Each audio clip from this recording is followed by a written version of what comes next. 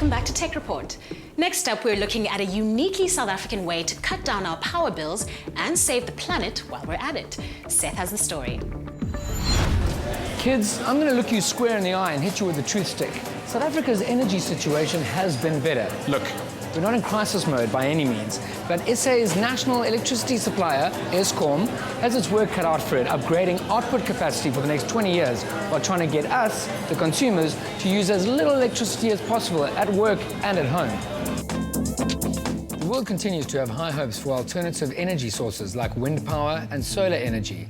But to be perfectly honest, green energy probably isn't going to fly in South Africa for many years to come. For one thing, alternative energy sources require loads of new tech, expensive tech. And if there's one universal truth you can go to the bank with, it's that people, least of all governmental departments, like change. And going the traditional coal power station route takes years to yield any improvements to electricity capacity. So the gist is that we urgently need to cut electricity consumption in a big way, or we're in a pickle, aren't we, precious?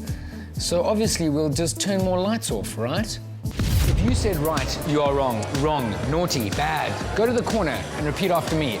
Consumption drives growth. Turning lights off or cutting night shifts at factories is the worst possible idea for our economy. People use lights to work at night, to make things which other people buy, which makes a profit.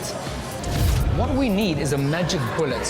What we need is a way to use less electricity without turning the lights off. Lucky you, it looks like we found one.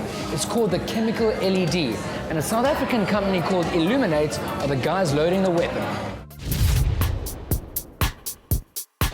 The chemical LED is essentially different from a regular LED in that a regular LED has little silicone chips with a phosphor coating, whereas we have little wires running through chemical dots. Now this differs in that we have what is actually an advancement in white light organic LEDs, and we call it a CLED to differentiate it as it is a chemical organic blend.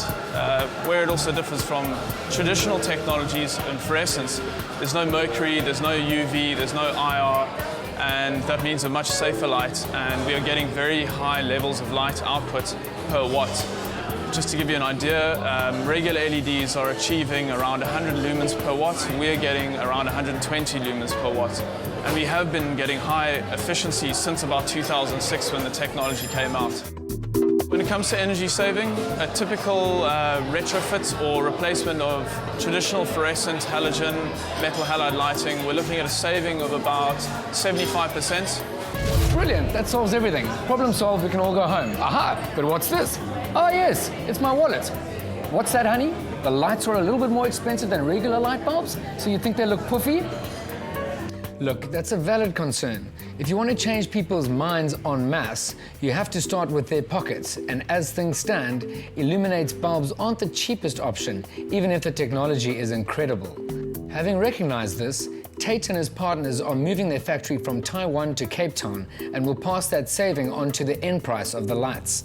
So, my darlings, does our savior lie in the hands of mad geniuses smashing chemical compounds onto sheets of aluminum to blaze in electrified glory? For now, it's hard to say, but with ideas this crazy, the future might be brighter than you naysayers think.